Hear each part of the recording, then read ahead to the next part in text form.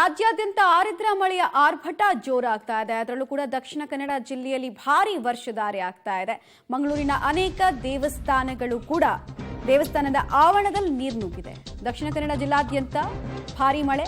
ಮಂಗಳೂರು ಗಡಿಭಾಗ, ಕೇರಳದ ಕಾಸರಗೋಡ್ನಲ್ಲೂ ಕೂಡ ಮಳೆ ಆರ್ಭಟಿಸ್ತಾ ಇದೆ. ಮಳೆಯ ಅಬ್ಬರಕ್ಕೆ ಇತಿಹಾಸ ಪ್ರಸಿದ್ಧ ಮಧೂರು ದೇವಸ್ಥಾನ ಕೂಡ ಜಲಾವೃತಗೊಂಡಿದೆ. ಮಧೂರು ಶ್ರೀ ಮದನಂದೇಶ್ವರ ಸಿದ್ಧಿವಿನಾಯಕ ದೇವಸ್ಥಾನದ ಅಂಗಳ ನೀರಿನಿಂದ ಆವೃತವಾಗಿದೆ. ದೇವಸ್ಥಾನಕ್ಕೆ ಜಲದಿಗ್ಬಂಧನದ ರೀತಿಯಂತಹ ಪರಿಸ್ಥಿತಿ. ದೇವಸ್ಥಾನದ ಒಳಭಾಗದಲ್ಲಿ ನೋಡಿ 4 ರಿಂದ 5 ಅಡಿಯಷ್ಟು ನೀರು ನಿಂತಿದೆ ಅನ್ನೋದು ಗೊತ್ತಾಗ್ತಾ ಇದೆ. ಭಕ್ತಾದಿಗಳು ಇದರ ನಡುವೆ ಕೂಡ ದೇವಸ್ಥಾನಕ್ಕೆ ಬರೋದಕ್ಕೆ ಪ್ರಯತ್ನ ಪಡ್ತಾ ಇದ್ದಾರೆ. ಬಟ್ ನೀರಿನಿಂದ ಆವೃತವಾಗಿದೆ. ಪ್ರವಾಹದ ಪರಿಸ್ಥಿತಿ ದೇವಸ್ಥಾನದ ಅಂಗಳದಲ್ಲೇ ಸೃಷ್ಟಿ ಆಗಿದೆ. ಕೇರಳದಲ್ಲೂ ಕೂಡ ವ್ಯಾಪಕವಾಗಿ ಮಳೆ ಆಗ್ತಾ ಇದೆ. ಕೇರಳದ ಕ್ಯಾಚ್ಮೆಂಟ್ ಏರಿಯಾಗಳಲ್ಲಿ ಮಳೆ ಬಿರುಸು ಪಡ್ಕೊಂಡಿರೋದ್ರ ಪರಿಣಾಮ ದೇವಸ್ಥಾನ ಆದಿಯಾಗಿ ಗ್ರಾಮಗಳಲ್ಲೂ ಕೂಡ ಇಂಥದ್ದೇ ಪರಿಸ್ಥಿತಿ ಇದೆ. ಇದು ಬಹಳ ಇತಿಹಾಸ ಪ್ರಸಿದ್ಧ ದೇವಸ್ಥಾನ.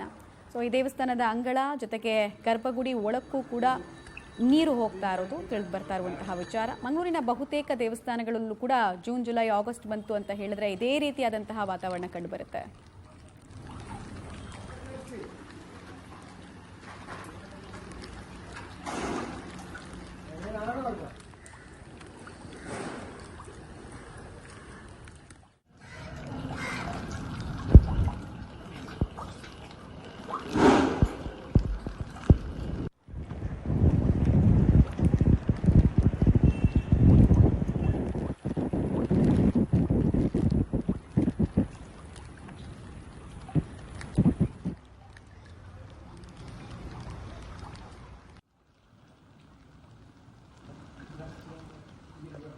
ಇಡೀ ದೇವಸ್ಥಾನದಲ್ಲಿ ಜಲದಿಗ್ಬಂಧನದ ವಾತಾವರಣ ಹೇಗೆ ಕಂಡು ಬರ್ತಾ ಇದೆ ನೋಡ್ತಾ ಇದ್ದೀರಾ. ಸೊಂಟದವರೆಗೂ ನೀರಿದೆ. ಸೊಂಟದ ಮಟ್ಟಕ್ಕೆ ನೀರಿರೋದನ್ನು ಗಮನಿಸ್ತಾ ಇದ್ದೀರಾ. ಗರ್ಭಗುಡಿ ಒಳಗೂ ಕೂಡ ನೀರಿದೆ.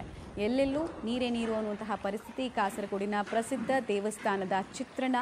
ಮಧೂರು ಶ್ರೀ ಮದನಂದೇಶ್ವರ ಸಿದ್ಧಿವಿನಾಯಕ ದೇವಸ್ಥಾನಕ್ಕೆ ನಿತ್ಯ ರಾಜ್ಯ ಮಾತ್ರ ಅಲ್ಲ, ವಿವಿಧ ರಾಜ್ಯದಿಂದ ಕೂಡ ಜನ ಬರ್ತಾ ಇದ್ರು.